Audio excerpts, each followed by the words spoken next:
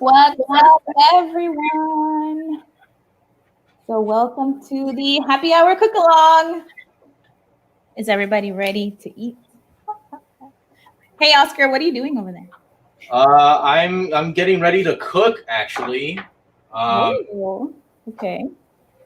So today we're making Japanese curry, like you all saw in the little promo. So today's recipe actually, it's not really a recipe. I kind of just there isn't a recipe for you to follow along on because I just put it together. Like I just made this up. Like right now, like today, I literally made this up today. Hold on. You're telling me that, wait, but it's still using the same ingredients, right? The same ingredients. Okay. So ingredients you see on there, I've used all of them. I'm using all of them, but this recipe, I just like made it up literally, I don't know, 2 hours ago. I made this 2 hours ago. Okay, So- y'all, we're about to see if Chef Oscar is really a chef. So I believe in you. I've actually wanted to try this for a really, really long time. The recipe that I put together. So I've been wanting to do this for a really, really long time, and this show actually gave me the opportunity to do it. And for those of you who have had Japanese curry, you know that it's pretty distinct. It's a pretty distinct form of curry because of a few things, right? It's a lot thicker than most curries are. It's a lot more savory and it has a very different flavor than most curries do. And something very, very distinctive about Japanese curry, characteristic of Japanese curry is like the chunks of carrot, potato, and meat that are in it.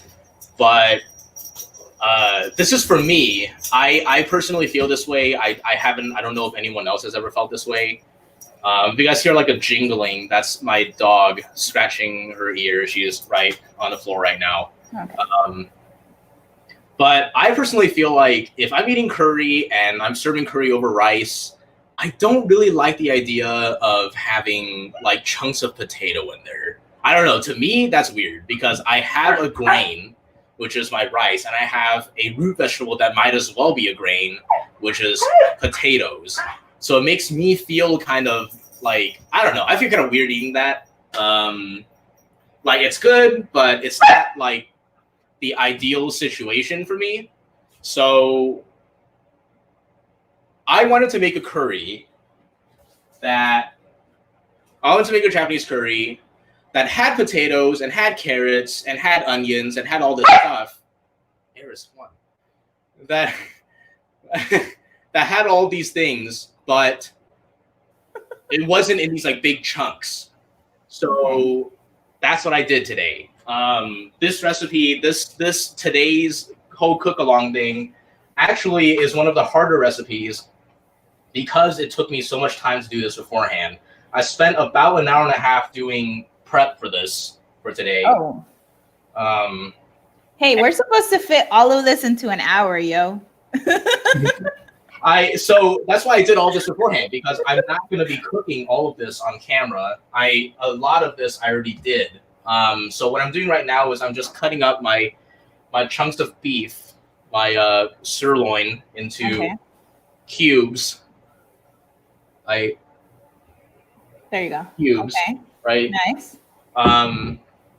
And I'm doing this, and at the same time, I'm heating up my pan, my red pan back here.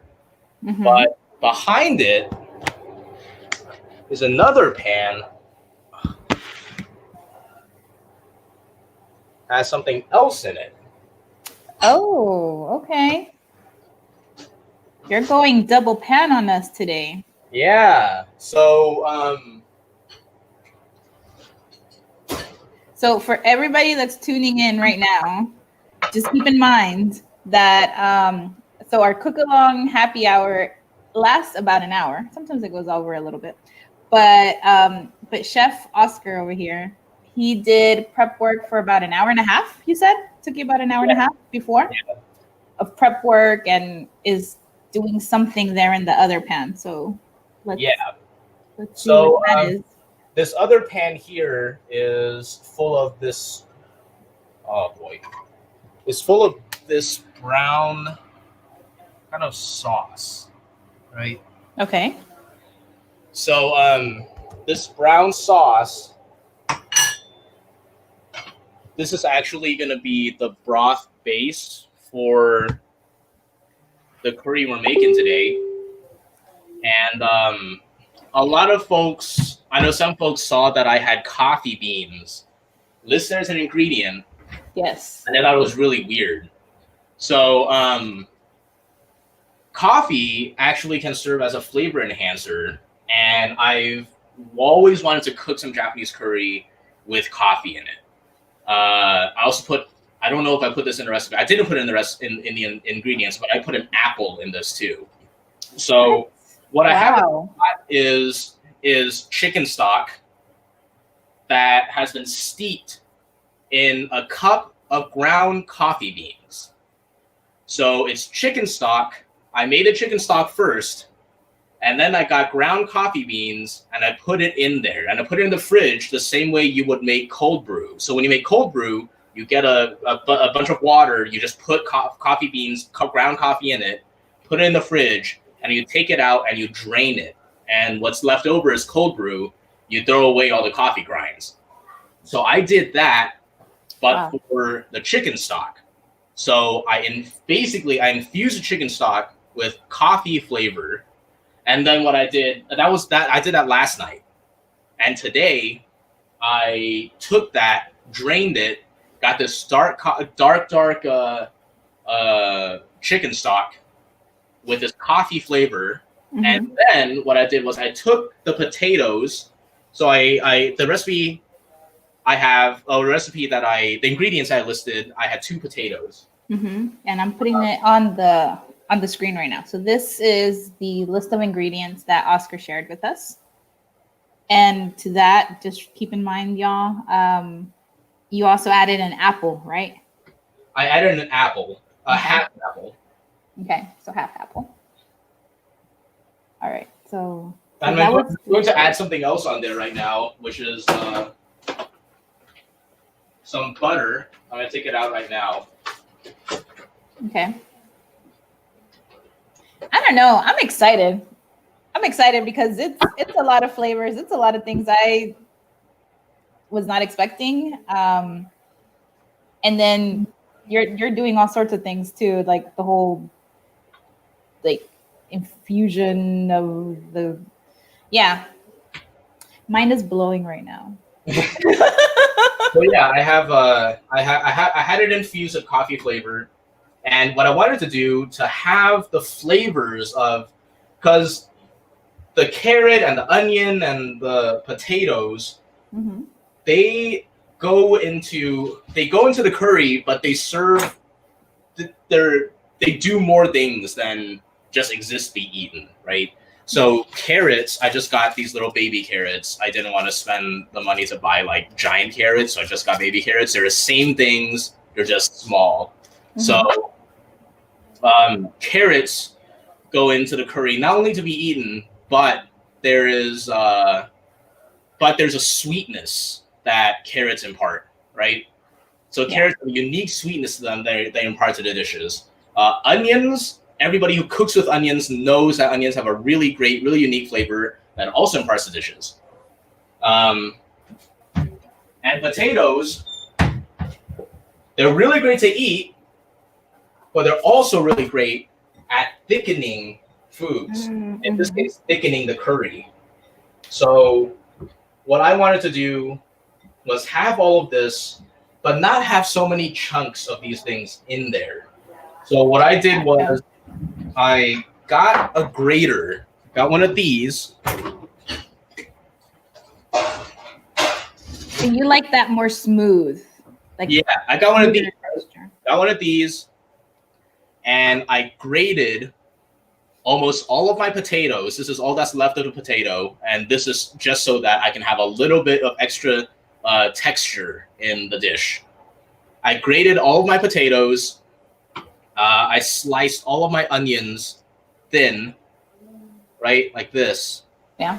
I have a little bit of onions left here, also for texture and for a little bit of like a flavor boost.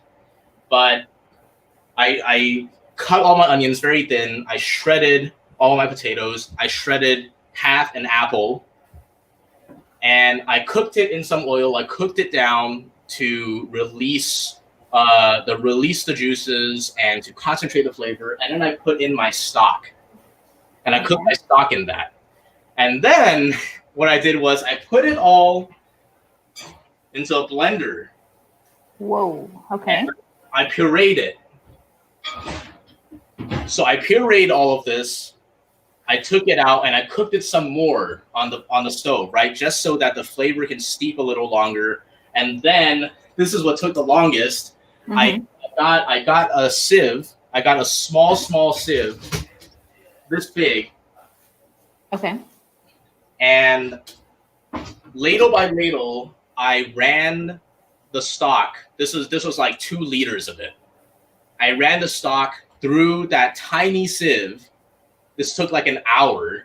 I ran it through a tiny sieve, and I ended up with a very smooth, very complex. You can taste the sweetness. You can taste the chicken stock. You can taste the coffee. You can taste the onions. And it's smooth. It's smooth because of the potato starch, and I have this very, very complex stock now that's sitting in the corner there, and that stock is going to become the base of this curry. And I put the curry paste. I buy golden curry. This is golden curry extra hot. Of course, I like extra hot things, so I have this extra hot golden curry here, and I'm going to put this into that stock along with the beef and the rest of my little potato and the rest of my onion, right? So I'm going to finish cutting up this beef here. Actually, I'm gonna brown some of this meat. Every time I cook meat, I'm telling you, I'm going to brown the meat first. Okay. So I'm going to brown some of this meat. So Millie is really excited. And actually, I think was it Millie that suggested Japanese curry? I have a feeling that it was.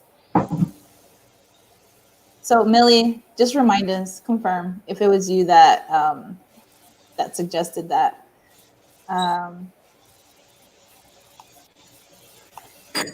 Watching virtual cooking shows. Hey Lewis, hey Cam.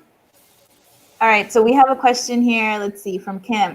What is the Japanese curry paste? Do you not season with black pepper in Asian recipes? All of this work will make a great sauce, hopefully. What's the question? What is in the Japanese curry paste? Oh, that's a really great question. I didn't even think about looking at that. Yeah. Oh, what's in? My bad.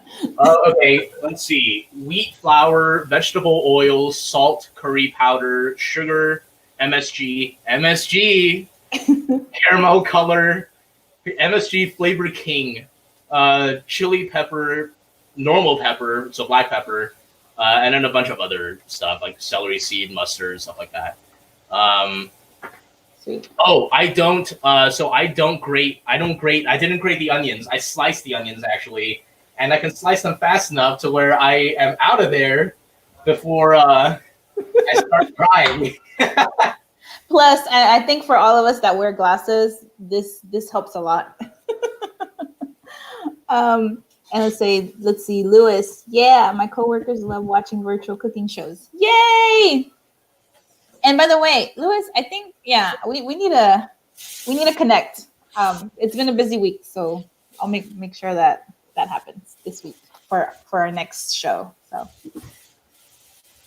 but this is so cool. I love that you guys are joining us. And hey, just throwing it out there, if any of you want to be like here on this side of things and want to join us for one of the upcoming shows, then let us know, and it would be fun. It would be so much fun to have somebody else also like chime in and be part of this. So yeah, let us know. Great.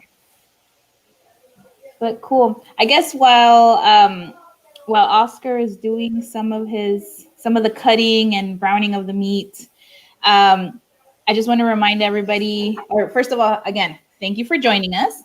And you know what? Just a quick reminder, y'all. This is important. This is important for the community, and so the deadline for the census is September 30th, and we just really want to make sure that all of you have filled it out and that you are asking all of your network, your friends, your family, everybody, your coworkers to also fill it out because it means a lot for our communities. It means more money for infrastructure, for education, for health. The data is extremely important, especially for us here in the Houston area that, we flood a lot. There's just so many things that happen. And so knowing, how many people live in different communities, who lives out there, elderly, young, etc. It's just important for emergency response and for just for the budget. I mean, you filling out the census in less than 10 minutes means that you are helping ensure that for the next 10 years, we're getting the right slice of the pie as far as budgeting for our community. So please, please, please look at the information below. Go to my2020census.gov and fill it out and remind everybody that you know. So, all right, Oscar, tell us. So what are you up to right now? I'm still just browning the meat, and I just chopped up some carrots, and let me show you. I chopped up some carrots, and I chopped up that little potato that I had. So this is all going to go into the pan after I've cooked up the meat. So I'm going to cook up the meat, and then I'm going to put all of this into the pan. And a couple of episodes ago, I talked about deglazing. Yes. Which is when you use a liquid put a liquid into a pan that has like some brown residue under it. Like I said before, the brown residue that stays in a pan after you're done browning meat is actually full of flavor. So when you deglazing, to remind everyone, is when you get a liquid and put it into a pan that has that a hot pan that has the brown residue at the bottom of it, in order to lift that residue up and incorporate it into your into whatever you're making, right? So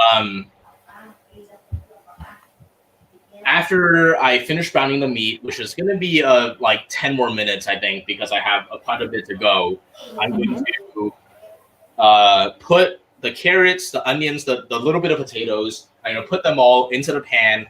I'm going to deglaze with a little bit of that stock that I prepared back there, that coffee, apple, chicken, potato, and carrot stock that I have back there. I'm going to deglaze with it. And then I'm going to put in some of the curry and then put in more of the stock until it's around the consistency I want it to be. And I'm going to cook the meat, the meat that I browned in that kind of soupy curry until the meat is basically kind of like done all the way through, but still tender. Yeah, so that was a lot. I'm gonna explain all of this as I do it. Right now, we're still at the first step, which is browning the meat. And so all those pieces, you actually cut it, you said, into about a 1/4 inch or 1/2 inch size? The pieces of beef that or the pieces of meat. You can cut it however you want to. I cut it into around an inch thick. Okay. An inch cubes. And I do that because that's how big I want the beef to be. But it's up to you. The only thing is you want to make sure that you're cutting all the meat into similar sizes. So you don't have to worry about some of the meat cooking more than other pieces of the meat because they're different sizes. If you have like one piece of meat that's like this big and one piece of meat that's this big, the piece of meat this big is going to cook faster, right? So by putting them all kind of same size, I don't really have to keep washing the pan to see when some of them are going to be done cooking and when other pieces are going to be done, because I know they're all kind of the same size. right? So I can focus on this. I'm talking to you, answering questions and stuff. Yeah. Okay. Cool. So if you have any questions, let us know. Hey, Elizabeth. Well, thank you so much for joining us. And yeah, hey, everybody, I guess this is a really good time to remind you.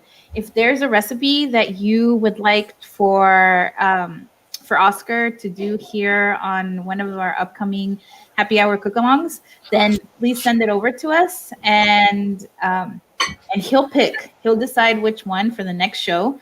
We do this every Thursday at 7. We might come on a couple minutes after, so sorry about that. But yeah, send us your recipes because we would love to try new things, new flavors, and I mean, for me, I'm learning a lot, and I'm excited to try some of these recipes. Did we confirm whether or not it was Millie who had suggested Japanese curry? Yes. Okay. Confirmed. Okay. Thanks, Millie. That was a great suggestion. Yeah. Yeah, and I know Tofu Riot really wants the dumplings, so I'm throwing it out there. I'll get to them eventually. I mean, I took like an hour and a half to do stuff you normally wouldn't do for a Japanese curry, so I know I can like put in the time to prep it. So yeah, dumplings are probably gonna happen. I guess. Yeah, cool. Hey, and for those of you that are on Instagram, there's like, so one of our colleagues also has a cooking page or profile. So I need to find the link and I'll post it on there because she did some like what was it, udon? Yeah. What was the last recipe? I remember when we did the first show, Yeah. we had V was on that show or like watching, and she was also cooking, and she cooked beef udon. I think it was beef, but that is what she also made for her first post on her first food related post on her food Instagram. So I think this is what Maria's talking about. Yes. But it looked really good. I was very very impressed with the dish. Yeah. So, yeah. Man, and that plating, y'all, seriously. I mean, who loves the plating? Because I'm so down for that. I need to take my photo of what I eat, and especially when it looks so nice and pretty. But she did a really great job with the plating. I mean, I can only imagine like how good it was, but the plating just kind of solidified like she's about to say something extremely delicious. But let's see, Tofu Riot. Haha, it's okay. I know dumplings can be laborious. Well, laborious is right. Well, I mean, curry typically is not laborious, but I made it hard by doing this. So I know Millie just said that it seemed like an approachable dish to teach. This is not a very approachable way to make it, I would say, but what I can say is all of these ingredients go into making just normal curry too, like normal Japanese curry. You can, like the stock, the, I mean, I guess even the coffee actually. If you some people they'll make just Japanese curry the normal way. They'll put the onions and the carrots and potatoes into the pot. And then they'll put the stock in there. They'll put the stock in there. They put the curry paste in there, and then they put like a little bit of instant coffee. It adds a quick like kick of flavor, right? But like I said, I wanted to do this without having so many chunks of things. I like having something that I like eating curry that's just not as chunky, but I wanted to have the carrot flavor. I wanted to have the onions. I wanted to have the potatoes. So I just did it by pureeing it and doing all that stuff I described earlier. If you guys want to know, like, if you guys want to make it that way, I can type up basically a recipe and share it if you guys are interested in that. If you guys want to just make like normal Japanese curry, just Google it. Any recipe is gonna be fine. I just like, yeah, any recipe is gonna be fine. I'm just making Oscar work more. Let's see, Kim. If you were local, I would be your sous chef. My mom started putting, what is it, Dungeness? Sorry, if I said that wrong. Crab in her egg rolls when she moved to San Francisco. Gosh. I don't really know about this crab. Is that? It's a good crab. Okay. Cool. It's a good crab. Let's see. I think it would be cool to start an ethnic cooking school, or we could have an Asian cook-off. Ooh, that would be cool. That'd be interesting. Uh-huh. A school, like, what do you mean by a school? Like an official school? Like, what does that mean in this context? Or like a YouTube school? I mean, I'm so down for a cook-off because, like, we can actually have more people on screen, and I can already. Okay, so I'm like the production creative side of the tech side of all of this, and you just like gave me a lot of ideas. But wouldn't it be cool? It could be, I don't know, like a cook-off from ingredients, right? Have a set or like a list of ingredients to use, and everybody kind of go off and do their own recipe, and then like kind of show it off, or I don't know. That would be that'd be interesting. I'd do it. And then in like the different like coasts, because right now we're here in Houston. Kim, I'm guessing that you might be in Cali because you just mentioned San Francisco. So hey, and then we just need somebody from East Coast. So if anybody's down, let us know. And also, I guess Midwest. Sorry, I'm not trying to, We're Midwest, right? I don't know. Yes, we have OCA chapters in the Midwest. So, I mean, St. Louis. I don't know if you really consider that Midwest, but also up in Chicago, Detroit. So, Yeah, I will say that. You're in West Houston. Tim is in West Houston, yo. Oh.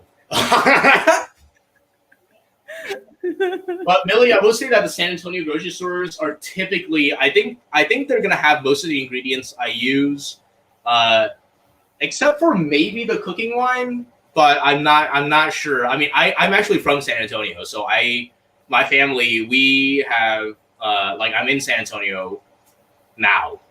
Mm-hmm. So my family shops at I mean, it's a lot more limited there than in Houston, but we shop at the local, we shop at Tim's Oriental, basically just that. And then there's a store on Wurzbach and near De Zavala. No, not De Zavala, sorry. Wurzbach and Fredericksburg, that intersection. Mm-hmm. There's a store there that it's not a Chinese store, but it has Asian vegetables and like a lot of different things. And then there is a Korean market near the airport. So there are 3 places that I tend to go to in San Antonio. So yeah, there are definitely places there that have the ingredients you need. Yeah, she mentioned Alibaba. Alibaba, yeah, that's the one on Fredericksburg and Wurzbach, or near there. Yeah, that's right.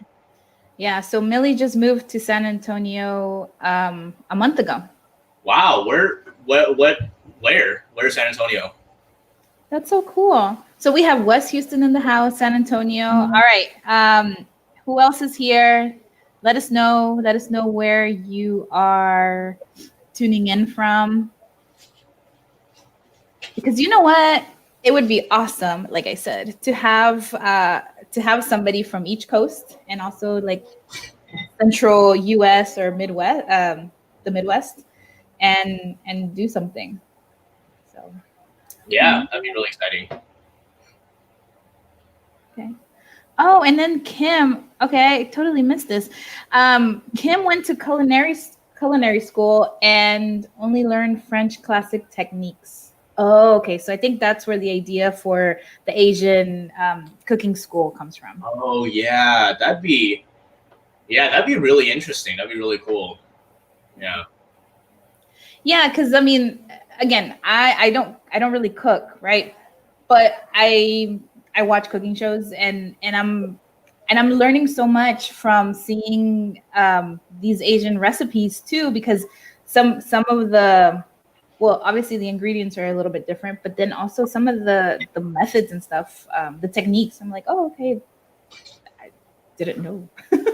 I didn't know this, or I did, I mean, right now I'm still a little baffled about the coffee. Although I think it's cool, but I still I don't that's different than what Yeah, I'm. the coffee basically it enhances the flavor of like stuff you're cooking, especially like when you're cooking beef. You'll see stuff like coffee crusted steak, stuff like that. Mhm. It adds an extra dimension to whatever you're cooking, and it makes it a little more complex, and it's a great flavor enhancer. Yeah, it's actually adding a bit of instant coffee into Japanese curry is actually a really common thing in Japan, as well as adding shredded apples into the curry as you're cooking it. So I just took all of that and front loaded it at the beginning of the process. But it's a very, very common practice in Japan. That's cool. Well, Millie says she's next to the hospital area, so we should definitely collab. Millie, that's right. Yes, people have used cocoa powder also for the same purpose. Yeah. Hi, Trish. Hey everyone, and then I see. Okay, so if you see me looking like at two screens, it's because I have two laptops, and so this other one, I'm checking out some of the Facebook comments and stuff. So have a couple of my friends that have joined and are saying hi. So hi Rachel, hi Kat, hi. Okay, dear. I'm going with that because I know that's what's on your Facebook, but I just want to make sure, so I'm actually going into your thing. So thank you everybody for joining in. This is fun. This is a great opportunity to learn about other recipes, Asian recipes that you can try at home. We try to do all of these recipes within an hour, but some of them do require some preparation ahead of time, and this one does. So when you look at the replay, you'll be able to see and learn a little bit more about what Oscar did for the base of the, not the sauce, but the chicken stock. And it involves coffee, by the way, so definitely go back and check it out. And right now he was browning the meat, and I think I saw you do something. So yeah, get us up to speed. So I just browned all the meat. This is all the meat right now. It's a lot. That looks good. Yeah, I could just eat this. Just like yeah. Yeah, so I just did that. I also just put the remaining vegetables into the pan, and I deglazed it with some of the stock from the pot in the back. So now all I'm doing is I'm just cooking all of this down a little bit. I want the onions to kind of soften a little bit before I put all the meat in and put my curry block in. Well, actually, first I'm going to put my little curry block in after I add a little more stock. And then I'll add the beef, more stock until it kind of it kind of covers the beef. And then I'm just going to let it cook. Okay. Right? Kind of like the previous 2 times that we did recipes. Yeah. So quick question here. Did you season the meat? I seasoned it with just some salt. I typically, if I'm just going in to brown it and I'm gonna use the meat for something else, I don't really season it that much usually. So I just put some salt on it, and that's it. Cool. Yeah, and so one of the things that we've talked about, especially in previous episodes, is how a lot of the different ingredients that go into the final dish, they have a lot of flavor. So, you know, stuff like the soy sauce that you've used before, or, you know, even the Japanese curry sauce or powder. I don't know. What I'm sorry. Is this sauce or powder that you're opening up right now? They're actually in blocks. I'll show you. Okay. Yeah. So how some of those things already have either salt or pretty flavorful. So here's a block of this. Oh, okay. Yeah. Wait, is it like solid or is it more like? It's like a brick. Oh, that's cool. So let's see. So what I'm going to do is I'm going to add about half of this brick. This is the same principle as we've talked about previously. Whenever you're adding something that has like highly concentrated flavor, you add it a little at a time, right? So I'm adding half a brick first. Mm-hmm. I'm going to let it melt, let it dissolve into the broth. It's getting a little thick, so I'm gonna add some more broth. Okay. See, and I have to say, like I've said before, Oscar has a lot of patience and does this like in a very like nice way of like calculating things. Whereas I feel like I would just been like, shoot, I'm gonna dump everything in there, hope it flies. But it's a good reminder, you know, that to do things like you said, little by little, and then checking, you know, testing out the flavor and checking if it's what else you need to add and all that stuff. So yeah, just added some more stock to this. I'm gonna taste it now just to see how strong it is, and if my next scoop, if I want to put more stock or if I want to put more water to dilute the flavor. So I'm going to taste it a little bit. Okay. Wow, that tastes great. So I'm gonna add more stock, and now I'm gonna put the beef in. Mm-hmm. Okay. Oh, Jack is joining in and is saying that totally agrees with me. That he also likes to that also like dump everything in as well. So Okay, Jack, so we need to take it slow, yo. all the beef into this, and I'm going to ladle one more ladle of stock, just so that we get a little more coverage, a little more liquid. And I keep forgetting to tell you guys what setting I have my stove at. Come on, Oscar. But right now, my stove is at high because I want it to boil. Now that it's boiling, I'm going to take it down to low, because once it hits that boiling temperature, you don't need it on that temperature anymore, because it's going to boil at low heat. It just takes if it's already boiling, it's going to keep boiling. The thing about putting on a high heat is that I want to heat up the pan quickly so it boils fast. But once it's boiling, you don't need to be on high anymore, right? Like when, yeah. So we're just gonna have this in here and then cook it on low heat for a little while. I'm gonna cover it, actually. With the lid? I'm gonna cover it with the lid, and actually, you know what? I'm not gonna cover it. I'm not covering this. So in the last episode, I was asking about, covering food, yes or no, yay or nay, and it all depends.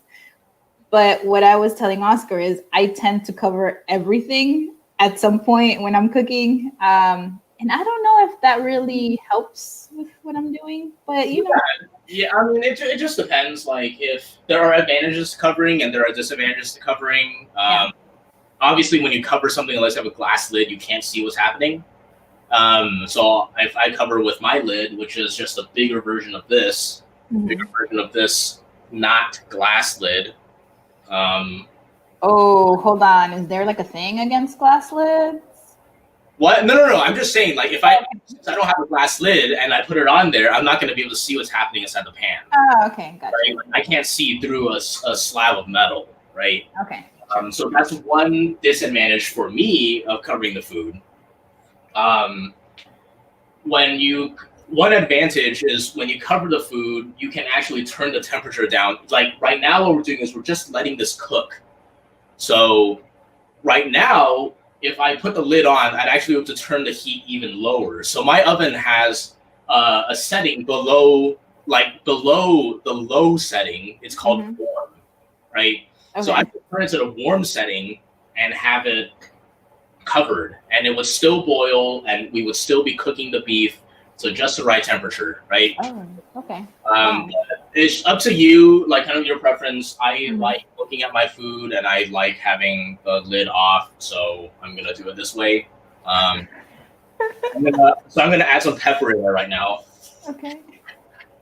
And Jack, I love you. So he's a food cover too. Thinks that it keeps the food juicier, and just wants to remind you, Oscar, that all you have to do is lift the lid in order to see the food. So. Okay, Jack. Well. So because wait, hold on. Because we don't all have the bougie warm setting, so just FYI. You can bougie warm setting. The warm setting would only be used. The bougie warm setting would only be used if I was using the lid, though. So. Oh man, I love Jack.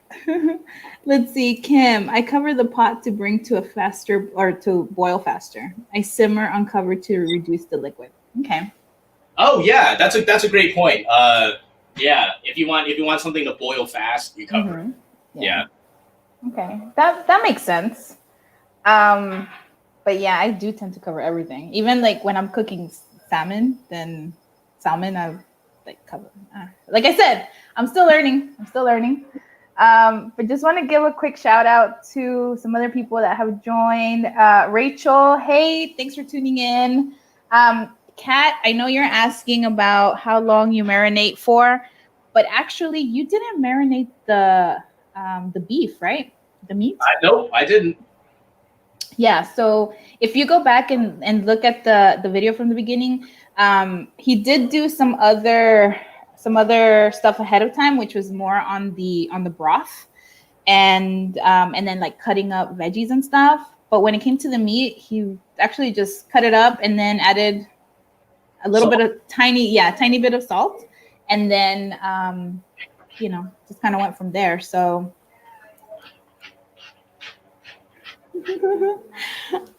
and Millie, keep flexing the Le Creuset. I'm also hoping I'm saying that. Creuset? Oh, Le Creuset. It's a pot brand. Yeah, I am going to keep flexing it because currently it's the only two pans I'm using. So. Well, okay, hold on. Because I only have the aluminum like type of pots and stuff. So when you're saying that you can actually bring the heat down to warm and it'll still keep boiling, I'm thinking like, well, maybe not with my pot. No.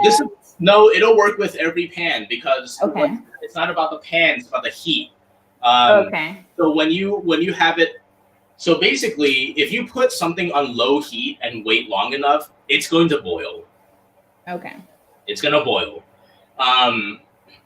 So the principle basically is you bring something to a boil, your water has already reached 212 degrees Fahrenheit. if you turn the heat down, like the heat on high is like whatever hundreds of degrees, right? Mm-hmm. Way above boiling temperature. You put it up there so that you heat the water up faster. But once you have hit 212 with the water, you don't need it to be at like 500 degrees Fahrenheit for it to keep cooking. All you need to do is keep it at the low 212 degrees to keep it boiling. That's what a simmer is. You turn it down as low as you can to where it's still boiling. Gotcha. Okay.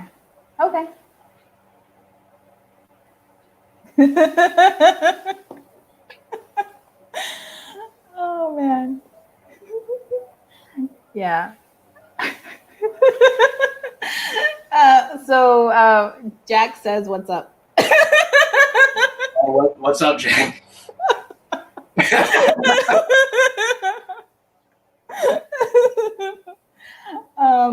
And loves Japanese curry, by the way.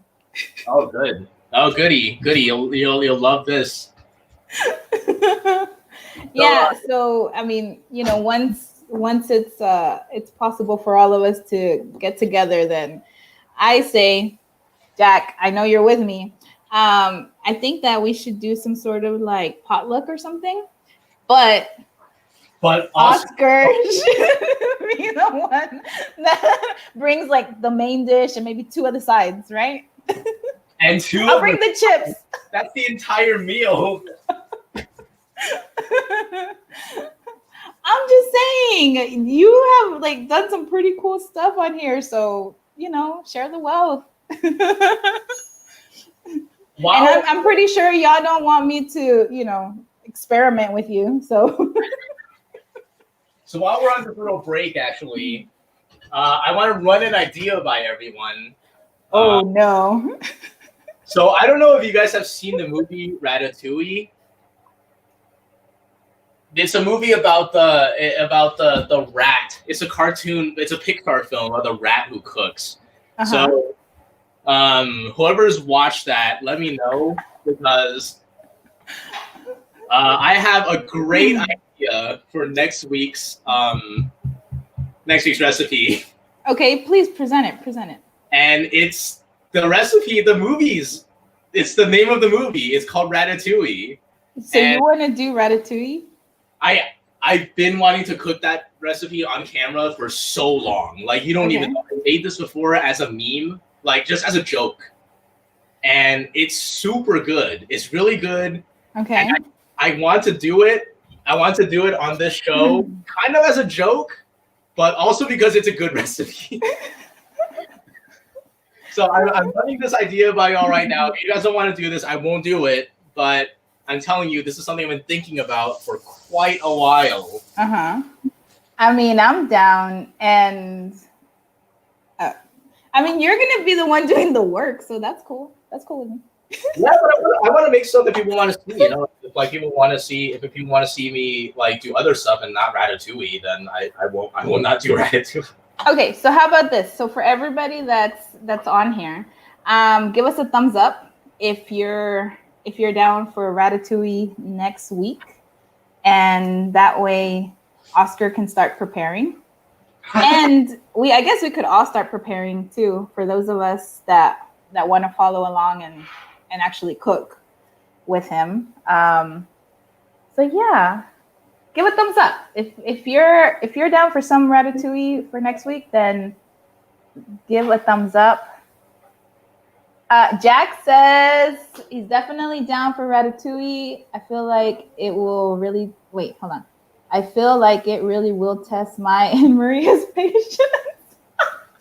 Your roommate's patience? No, Jack's and my patience. Wait, hold on. How long is that recipe? How long is what? How long does Ratatouille take?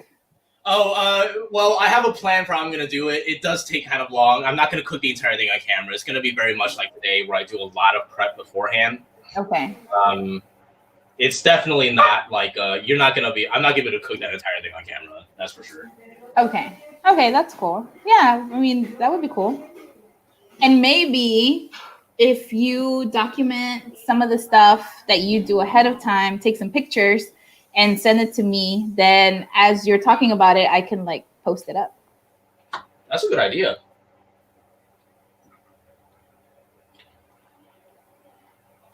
And Millie, that sounds amazing, but do you need fancy cookware? For the ratatouille, no. All I need is a roasting pan.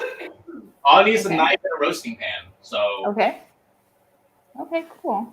All right, so we're near the hour mark now. I'm going to finish this up. I added just a tablespoon of butter. Yeah, Connie wants me to put an Asian twist on ratatouille. You know what? Yes, actually, yes. That would make it really cool. Very interesting. Mm-hmm. I'll think about that. I'll come up with something. Okay, Connie, thank you. That was a really good suggestion. So I just added a tablespoon of butter to this to finish the curry off. This is also something you see a lot in Japan. You finish it off with just a little bit of butter. I'm gonna taste it. Okay. Awesome. And by the way, we have a couple of thumbs up. So I think it's a yes. I think it's a go. And like Connie said, just put an Asian twist to it. All right, ratatouille. Oh, Jack agrees. Asian twist. And he also wants to know if can you do the spicy ramen challenge? Oh, for sure. I can do the spicy ramen challenge. Okay. I don't know what that means, but cool. I'll do it. I don't know. Maybe we can dedicate an episode to it. Okay. It's not going to take that long, but awesome. And Connie, thank you so much for joining us. This is Connie's first time, so yay! Yeah. And thank you again for that really good idea of the Asian twist. That was a great idea. Yeah, right, I feel like I'm gonna watch the movie now. Oh yeah, you do have to watch the movie. Okay, I'm gonna plate up. I'm gonna put some rice and some curry together. Nice. So for everybody that's joining us, this is the moment. The plating. We're gonna see how it looks from all the ingredients and everything that he's shown so far. I mean, it looks good to me. But the plating, this is, you know what? Let's do this. Let's judge the plating. I'm pretty sure that there's like little stars. What is it? The little emoji stars. So please rate 1 to 3 what you think of the plating. All right. Well, this is it. Yo, that looks good. That's it. So I'm gonna do something. I'm gonna add a little pepper to this. Dude! You know how much I love spicy food. Oh my god. You know, I'm literally sweating. Look at this. I'm sweating from just for your sake, Maria, and anyone else on our show who doesn't like spicy food. I'm gonna take a taste right now before I put my pepper in. Okay. Even though, can we just remind everybody that you did put like extra spicy Japanese curry into this? It's not spicy. It's not hot though. It says it, but it's not. It's not. All right. Taste it. I'm gonna eat. This is the beef. Taste it. All right. Yes. Very tender. Okay. Tender, and it definitely benefits in a brownie at the beginning. Like I guess everything always benefits in a brownie at the beginning. Yeah. See, I need to. Some of the curry, the rice.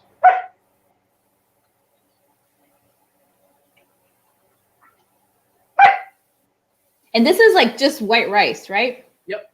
Okay. All right, the curry is very good.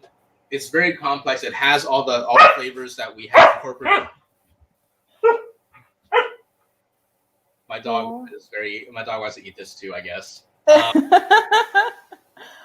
It sounds like it. Let's see. So we have, okay. So what's the name of the dish? So for everybody that is joining us right now, the dish that Oscar made is Japanese curry. And this is the ingredients that he shared with us a couple days ago. So we posted it up. However, there are 2 items, right, that you added to that. And butter, and I added apples. Okay, so butter and apples. Half an apple and a tablespoon of butter. Okay, cool. So yeah, so if you want to take a screenshot of this and just remember that butter and apple. Yeah, and then you can always go back and watch the replay because there's definitely a lot of work that was done ahead of time in preparing the stock or the broth and also in just cutting up veggies and all that stuff. So yeah, but yeah, the stock, the curry is really great. You can definitely taste the coffee flavor. The complexities of the stock really come through, and I have to say it is. If there's one thing that you have to do, you have got to put butter at the end of this to finish it off. It just tastes. It tastes so much more smooth once you add the butter. Really delicious. Hey, so we already got a gig. Jack is asking if we cater for private events. What kind? I guess I would have to know more about this gig. And don't y'all love how I was just like, I'm kind of jumping into this opportunity. It's really asking if Oscar can cater, but hey, I'm part of it too. Let's see, Kat. Okay, Kat is going to try this, and you know what? I've known Kat forever. She's one of like my best friends forever, and I can tell you that lately she has been doing a lot more cooking than before. Kat, you know I'm not lying. But she has made some really good stuff. So I can only imagine, like once she tries this recipe, I'm pretty sure it'll be really good. Kat, if you want, I can put together all the steps because there's a lot of work that I did that's not going to show on the show just because I did it a lot off camera. I can put together the recipe and then we'll just share it to our Facebook page. Yeah, that'd be cool. Yeah, we can put it on there. Let's see. We have a couple more comments. Connie, no fair. We don't get to try. Downside to watching a cook along. True. And if you make it at home. Yeah, but it's not the same. Lewis is asking, how about corn? Is that part of the recipe? It's not part of the recipe, but I feel like that's something you can do. That's something you can add. Like you can maybe add that in place of. Like if you didn't want to use apple, you could use corn. Corn is also sweet, right? So it serves it adds a new texture, which is that crunchiness, and then you can also get some sweetness from the corn. That's a great idea. Okay, sweet. Let's see. I'm looking at both screens again. Oh, Angie. Oh, okay. So Angie, that's another friend of mine joining in from Florida. So she just made lo mein, heated up a frozen one. Hey girl, you know what? You're still doing your thing. So that's awesome. Food, as long as it's good. Yeah. And then Jack loved the episode. Jack, I'm making a special invitation for you. We would love for you to also join us on screen. So let us know when you're available. I get roasted live. I think that would be a lot of fun. And again, everybody that's watching, if you want to be a part of the show, then just let us know. We'll send you the link so that you can get into the virtual studio and join us because it's more fun when you have more friends that are part of the show. And also a reminder, let me bring the information up on screen. Yes, please, if you have a recipe, and I know that next week is going to be ratatouille. But send your recipe and for in a future show, Oscar will consider it, and it might be the next one that's featured. Connie, I used ground coffee beans because I steeped my chicken broth in the coffee overnight. So I used ground coffee beans and treated it like I was making a cold brew. If you're making this just normally, you can definitely use instant coffee. Like, it's very, very common in Japan to just use like a tablespoon of instant coffee right at the end of cooking, just to add that little bit of flavor. Mm-hmm. Cool. Yeah. I really want to try that. So yes, Kat did ask for the recipe. So, please. And Kat, I'm letting you know right now, whenever you try it, I'm going to go over to your house. So I can be part of the process. I'll be the sous chef because I can cut stuff up. Oh, yeah. Yeah, I'll. It will take me a couple of days maybe to put together a recipe. Yeah. Whenever you can, that's cool. Yeah. There's a lot of stuff going on at OCA, so we know that. And for everybody that's tuning in, thank you for joining us. Let me just plug in another OCA PSA. If you're in the Houston area, and even if you're not, actually, if you're anywhere, we are. Hold on, I like to do this. We are hiring. So, census deadline is September 30th, and we need people to help us not only reach out through phone banking, but also some other in-person events and some other things. So please, if you're interested, this is like a part-time gig that would be very beneficial to everybody, right? We need people, and y'all might just need the opportunity. So go to that website and fill out the application, and we'd love to have you on the team. So so if you're anywhere else in the US, you can always phone bank. You can do that from anywhere. So please join us. Did I just see somebody that joined in? Come on. We want to meet the doggy. You can meet my dog next week. Okay. I also have a cat, so maybe you'll meet my cat in the following episode. All right, cool. We'll meet everybody. So cool. Any last things that we should know about this recipe before we head out? No, not that I can think of. I'll maybe put the recipe together and you'll have it. Cool. Well, thank you everybody for joining us. Remember that every Thursday at 7 p.m. we are here on the HAAPI Hour Cook Along. You can watch us on YouTube and Facebook Live, and learn a little bit about different recipes that Oscar shares with us. And next week, it's a big week because this is something he's been wanting to do. So the big recipe is ratatouille.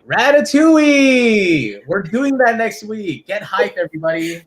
With an Asian twist. Thank you, Connie. That was the best suggestion, the Asian twist, because I'm totally down for it. I want to know what this Asian twist will be. So awesome. Thank y'all. Thank you everybody for joining us, and yay. So we'll see y'all next Thursday at 7 p.m. Like I said, we might come on a minute or two late. But we'll be on for sure. And let's see. I just want to make sure that I don't miss anything. Okay, so cool. Thank y'all, everybody. And Lewis, we'll be in touch. And everybody have a great dinner. Oscar, thanks. Oh no. All right, bye guys. See you next week. I love it. All right, bye y'all.